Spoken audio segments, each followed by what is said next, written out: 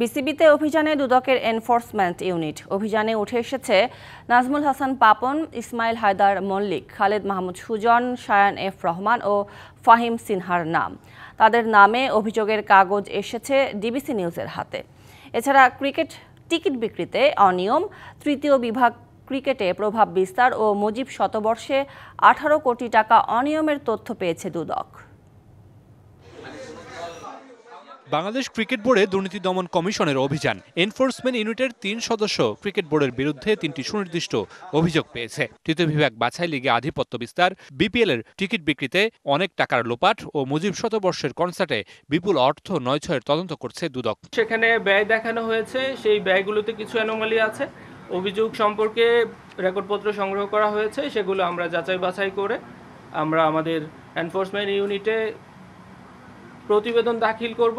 তৃতীয় থেকে দশম আসর পর্যন্ত 15 কোটি টাকা আয় দেখানো হয়েছে, কিন্তু বিসিবি যখন নিজেরা দায়িত্ব নিল যে আমরাই টিকিট সেল করব, তখন 11তম আসরে আয় দেখানো হয়েছে প্রায় 13 কোটি টাকা। এছাড়া তৃতীয় বিভাগ বাছাইয়ে প্রভাব বিস্তারের অভিযোগ পেয়েছে দুদক। অভিযোগ থাকা নির্দিষ্ট কিছু নামের দলিল হাতে এসেছে ডিবিসি নিউজের, যেখানে দেখা যাচ্ছে নাজমুল হাসান পাপন, ইসমাইল হায়দার মল্লিক, খালেদ মাহমুদ সুজন, ফাহিম সিনহা ও শায়ান এফ রহমানের নাম। থার্ড ডিভিশন কোয়ালিফাইং এর ব্যাপারে 2023 সালে টিম সিলেকশন সহ বিগত বছরগুলোতে টিম সিলেকশন কিভাবে হয়েছে, তখন 2 অথবা 3টা টিম এখানে শুধুমাত্র আবেদন করত।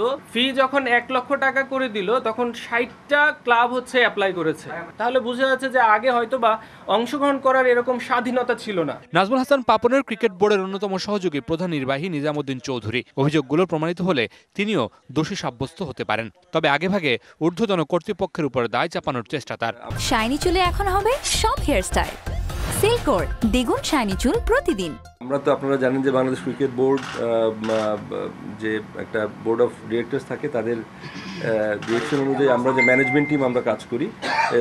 অ্যাজ এ ম্যানেজমেন্ট টিম আমরা বোর্ডের ডিরেক্টিভ অনুযায়ী যে সমস্ত কার্যক্রম এগুলো পরিচালনা করি বা অপারেশনাল ফোর্স হিসেবে আমরা কাজ করি।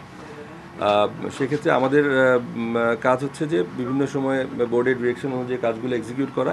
ক্রীড়া উপদেষ্টা ও বিসিবির বর্তমান সভাপতি শুরু থেকেই পাপন আমলের দুর্নীতির বিরুদ্ধে ব্যবস্থা নেওয়ার কথা বলে আসছিলেন। Mamunur Rashid, DBC news, Dhaka.